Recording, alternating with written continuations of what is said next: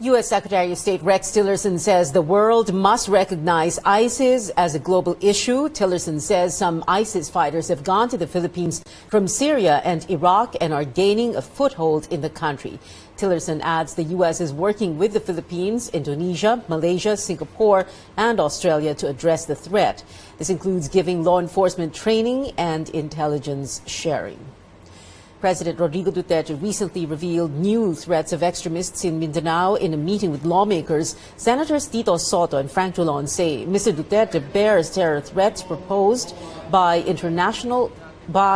international terrorist network ISIS in several parts of Mindanao.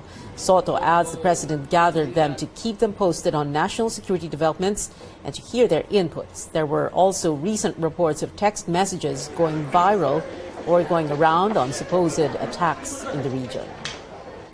Later on in the program, we'll speak with AFP spokesman Brigadier General Restituto Padilla.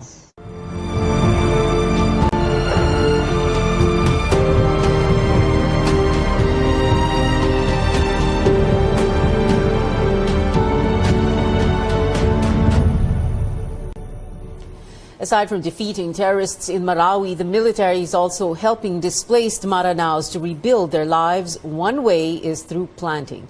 Our Camila Badisha talks to some evacuees who are about to harvest their vegetables as they wait for the war to end. I chanced upon these men in this evacuation center in Sagyaran, deeply engrossed in the task of planting seeds. They're all excited because in a few weeks, they expect to grow vegetables they can sell. For the first time since the conflict began, they will earn money, the products from their own sweat. Hindi kami nahirapan kasi tinuruan niya kami kung paano mag-ganyan. Kasi dati, tricycle lang ako. Ngayon, parang nagiging farmer na ako yata eh. Pag tumubo ito, ibig sabihin, pag pwede nang ibinta, sa amin na. Haji Ali says it also helps them keep their minds off stress. Yung mga naisip namin parang nawawala kasi. Yung mga trauma kasi meron na kaming mga trabaho. The military has initiated this livelihood project to put a feeling of dignity and a sense of normalcy in the lives of Marawi refugees, one step at a time. These used to be mortar boxes. These actually came from inside the war zone. But after the troops used up the mortars, they gave these boxes to this community, this evacuation center, and now they're being used as seedling trays for this livelihood project. Dati, mortar ang laman niya, kumukuha ng buhay. Ngayon, sa kanya nauusbong yung panibagong buhay, panibagong pag-asa ng mga taga-Marawi. Kung ano yung nakikita nila na sumira sa mga bahay nila, ito na ngayon yung magre-rebuild ng panibagong kinabukasan. The fighting in Marawi displaced over 300,000 residents, most of whom are now in evacuation centers, relying on relief goods to survive, while in a daze to figure out how to start over with their lives. This is just a simple livelihood training. Pero beyond that, it's about building relationships. It's about the brotherhood na nabibuild namin dito. It's about being family. In Marawi City, Camila Badisha, CNN Philippines. Moro Islamic Liberation Front fighters were wounded in a firefight against another rebel faction said to be inspired by ISIS. Von Al-Haq of the MILF identified the ISIS-inspired faction as the Bangsamoro Islamic Freedom Fighters under Ismail Abdul Malik. Mai Rodriguez, CNN Philippines. President Rodrigo Duterte recently revealed new threats of extremists in Mindanao in a meeting with lawmakers in Malacanang. Senators Tito Soto and Frank Drilon say the president bears terror threats posed by the international terrorist network ISIS in several parts of Mindanao. Soto adds the president gathered them to keep them posted on national security developments and to hear their inputs. There were also recent reports of text messages going around on supposed attacks in the region. Now, how credible are these and what should the public do? Let's go above and beyond the headlines with Armed Forces spokesman Brigadier General Restituto Padilla. General Padilla, good evening, sir. Thank you for joining us. Thank you very much for having us, Pia, and good evening to everyone.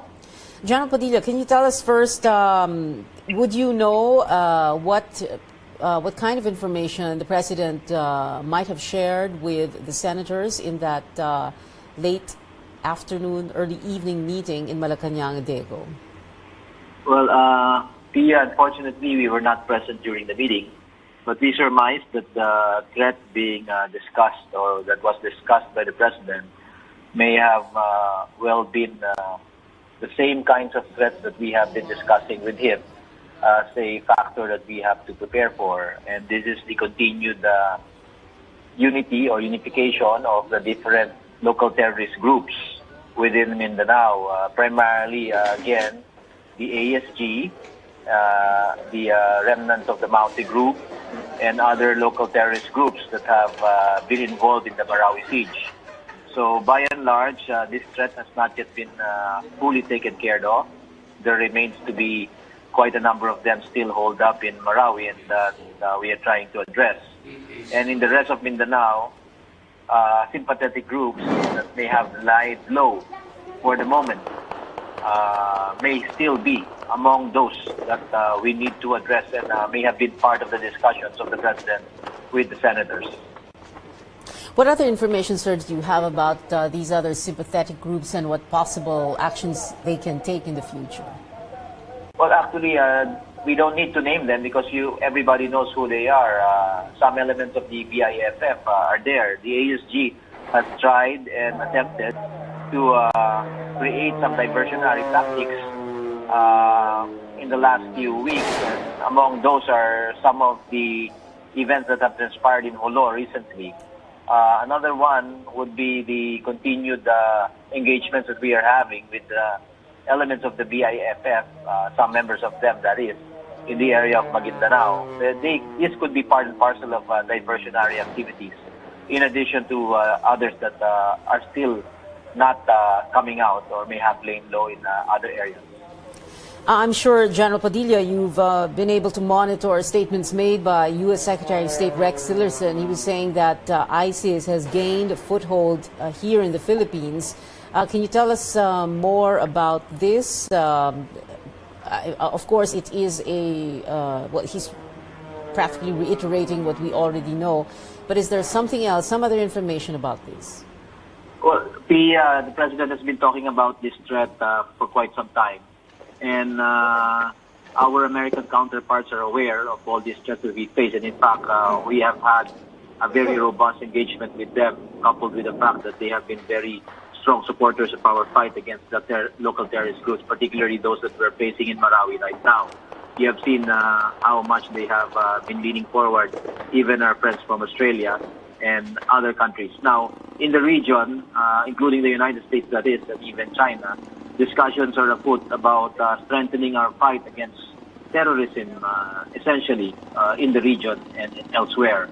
We know for a fact that because of the events unfolding or that have unfolded in the Middle East, the demise or the slow demise of the Daesh in those areas, there are indications, according to some intelligence sources and some feeds from other governments, that some of the fighters might be diverted to other areas.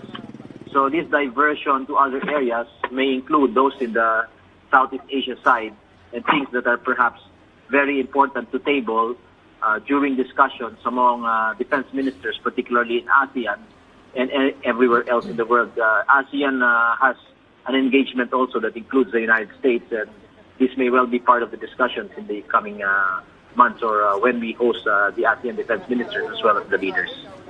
Brigadier General Restituto Padilla, AFP spokesman. Sir, thank you very much for joining us tonight. Thank you very much. Good evening, Pia.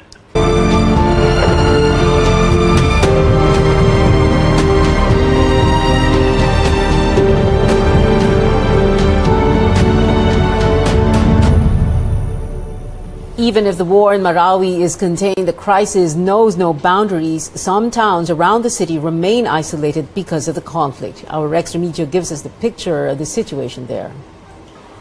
Alima Makapanton and her family fled Marawi City since the conflict between government troops and Maute rebels began. They might have been spared from bullets and bombs, but not from disease. Her 1-month-old daughter died due to diarrhea inside their evacuation center in Bubong, Lanao del Sur. Niyakap ko siya, tapos napakalamig niya. Hindi siya naitakbo kasi wala na siya. They might have been sleeping inside a covered court, but when it floods, they have nowhere to go. Her 3 children are also experiencing diarrhea and fever, mainly due to cold weather and lack of potable drinking water. Dahil sa gulong nangyari, kaya ganun, bigla siyang nawala. Hindi ko matanggap na nawala yung anak ko. Bubong Lanao del Sur is one of 10 towns still practically isolated due to the crisis in Marawi. The main diversion road leading to these towns is still closed, making it hard for relief trucks and civilians to pass through. To get to Bubong from Marawi, you have to travel several hours around Lanao Lake or cross the lake itself, but this is not possible for civilians. Local authorities say the national government must be more aggressive in sending relief to these towns or risk a full-blown humanitarian crisis. Kasi yung mga health center natin, hindi naman sapat yung kakayahan nila. Bawat local chief executives, hindi lang nila problema yung pumunta sa kanilang mga bakwet. Problema din nila itong mga residente nila. Dahil wala kang mabilhan dito. The military cannot give a deadline as to when they can open to civilians a more accessible main road. They say it could be soon as they claim victory against the Maute stragglers. But for Makapanton and her children, they have no choice but to wait. In Marawi City, Rex Remitio, CNN, Philippines. Leaders are urging the ASEAN to improve cooperation and if it wants to stop the ISIS terror threat from spreading to different countries. According to a panel of security experts, the Sulu Sea has always been a hotbed for piracy and kidnapping and other crimes. However, the ongoing Marawi conflict and the presence of foreign fighters in Mindanao should be a wake-up call. Malaysia, Indonesia, and the Philippines started coordinated patrols in June. Singapore and Borneo are also observers. However, security initiatives need to be integrated better to prevent ISIS elements from gaining a foothold in Marawi and prevent them from recruiting jihadists in the region. The Sulu Sea patrols are coordinated rather than joint patrols, with the participating countries remaining reluctant to relinquish sovereignty to enable their partners to join patrols or engage in hot pursuit. Air patrols are also being discussed, but operational details of these planned maritime and air patrols remain somewhat sketchy. Finance Secretary Sonny Dominguez, meanwhile, confirms the government is ready to pour additional funding to expand military operations and start rebuilding Marawi. One of the highlights of this year's Philippine chairmanship of ASEAN is the conclusion of a framework for a code of conduct in the South China Sea. It will set the parameters for new rules that the ASEAN member states and China will observe in disputed waters. JC Gotinga gives us a look at the final draft of the document, which omits a line proposed by the Philippines. Thousands of Filipinos are relying on the South China Sea as an indispensable fishing ground, and China's aggressive actions there are negatively affecting their way of life. $5 trillion worth of shipments pass the disputed waters every year, a third of the world's annual trade. It is also believed to hold vast oil and gas reserves. That is why one of the crucial items on the upcoming ASEAN ministerial meetings here in Manila is a framework for a code of conduct in the disputed waters.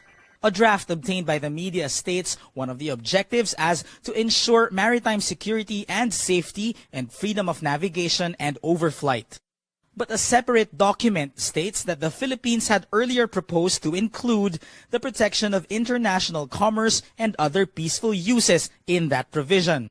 International maritime law expert J. Batong Bakal says the removal of the term from the draft may mean that one of the parties is bowing to pressure to insulate the South China Sea and prevent claimants from commercial explorations except those involving other ASEAN states or China. In drafting the framework for the code, ASEAN and China are going by consensus. They take out any line that any one of them disagrees with. Foreign Affairs spokesman Rob Bolivar declined to validate the two documents, but he emphasized that the framework is only a precursor to the code of conduct itself. The draft of the framework has already been endorsed by the senior officials last May to the ministers. We don't really expect that there will be an extensive discussion other than the ministers adopting the framework of the Code of Conduct. Another issue, whether the final code will be legally binding, which China objects to. The draft framework bears no indication of that. JC Gotinga, CNN Philippines. U.S. President Donald Trump signed into law a measure that levies new sanctions against Russia, but it restricts his own ability to ease those sanctions against Moscow. The bill is one of the first major pieces of legislation that was sent to Trump's desk. It represents a rebuke of the president by giving Congress new veto power to block him from removing Russia sanctions. White House Press Secretary Sarah Huckabee Sanders says Mr. Trump signed the bill in the interest of national unity. Russia's Prime Minister Dmitry Medvedev reacted strongly to the bill signing, saying it showed a, quote, fully fledged trade war declared against Russia, unquote. Now, the U.S. Embassy here in Manila released a statement calling on all countries, including ASEAN members, to downgrade diplomatic engagements with North Korea. This comes ahead of ASEAN ministers' meetings in the country this weekend. In a statement, the U.S. Embassy said, quote, the embassy is hoping all ASEAN members will use the forum, which is designed to address regional peace and security, to highlight that North Korea's behavior has been unacceptable and call upon the reclusive country to stop its unlawful actions, unquote. President Duterte lashed out at North Korean leader Kim Jong-un for, quote, playing with dangerous toys. He is the president in his own words. Baka nga, ito si Kim Jong-un. You know, if that guy, I do not think that he is ready, but he's playing with dangerous toys. Yung yan. Hindi mo kakumpiyansan yung mukha. Sabi parang mabait. Ang niya, ano pala, maniac is magkamali ito, then the Far East will become an arid land. It must be stopped, itong nuclear war, because a limited confrontation and it blows up here. Ewan ko kung anong mangyari sa atin. The president was speaking at the founding anniversary of the Bureau of Internal Revenue Wednesday. Asked for comment, Foreign Affairs spokesperson Rob Bolivar says Mr. Duterte was merely raising concerns about the escalation of tensions in the Korean Peninsula. We have 50,000+ Filipinos in the Republic of Korea. We are very close to the Korean Peninsula in terms of geography. In fact, when DPRK makes ballistic missile tests, we are concerned because it may affect our flight information region, the safety of overflight in the Philippine area of responsibility. So definitely it is a very serious concern for the Philippines, and I think that is where the president is coming from.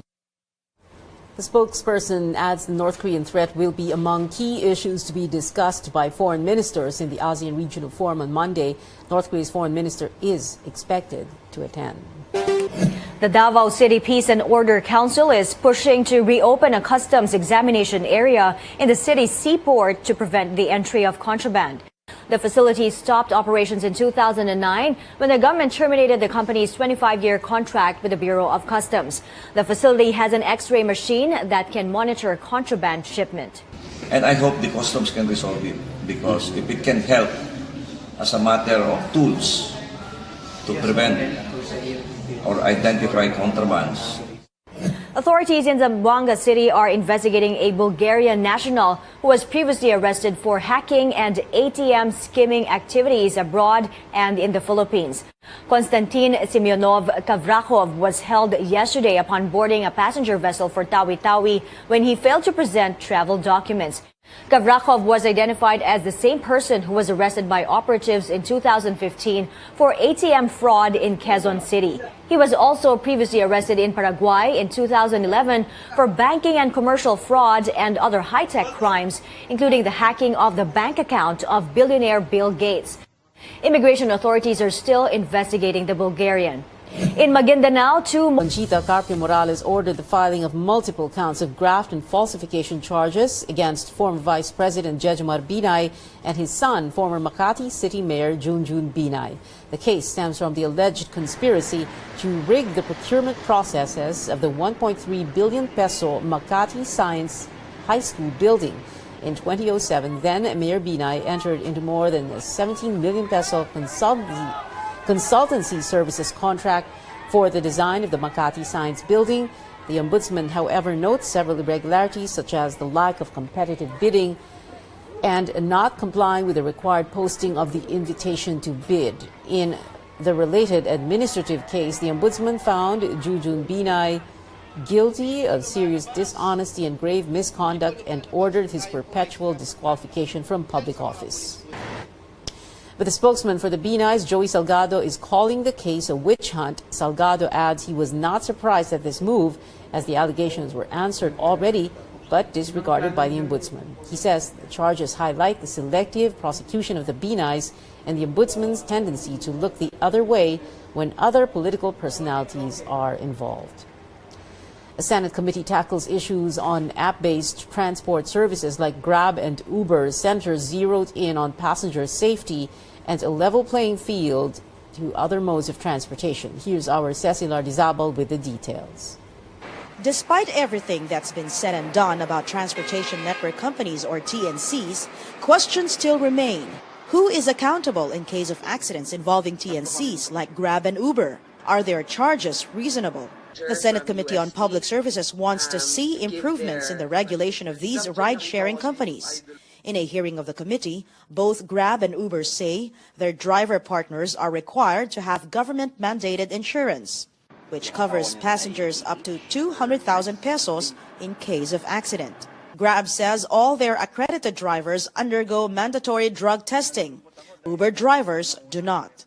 That's a problem, ma'am, and that's why I do agree, that this is a new technology, but it's imbued with public interest. Senator Win Gatchalian raises concern about the hours drivers spent on the road. There's no regulation for that. Sir. But usually it's between 12 to 16 hours. Dahil in driving a day, there are times na madaming pasahero, may mga times na walang pasahero. Bong Suntay, president of Philippine National Taxi Operators Association, says the transportation business is not a level playing field. He insists taxi operators and drivers are losing out to TNCs. We are required to use a taximeter and our fares are regulated. TNVs are not required to have taximeters. They use their algorithm. They use dynamic pricing, meaning to say their fares may vary. The Land Transportation Franchising and Regulatory Board is waiting for a law regulating TNCs. In the meantime, Senator Grace Poe, chairman of the Committee on Public Services, says the LTFRB can provide rules. Marami naman silang pwedeng gawin. Halimbawa, sila na mismo nagsabi, kulang ang mga nagpo-provide ng service para sa mga pasahero. Di-accredit na nila lahat ng mga wala namang problema sa accreditation papers nila. Dinggin na nila ang hinaing ng ating mga taxi drivers. Bigyan naman ninyo ng konting allowance yung kanilang pamasahe. Magbibigay namin yung mga inputs namin so that they can craft a legislation that is really true to its form para sa mga TNVS. There are 7,000 to 9,000 TNVS operating in every hour in Metro Manila. In September, the LTFRB will decide how many will be allowed to operate. Cecilar Dizabal, CNN Philippines. As lawmakers dig deeper on the issues of app-based ride-sharing services such as Uber and Grab, netizens are not giving up their support by voicing their opinions online. On Twitter, Joey Ledesma questions what alternatives government provides to Uber and Grab.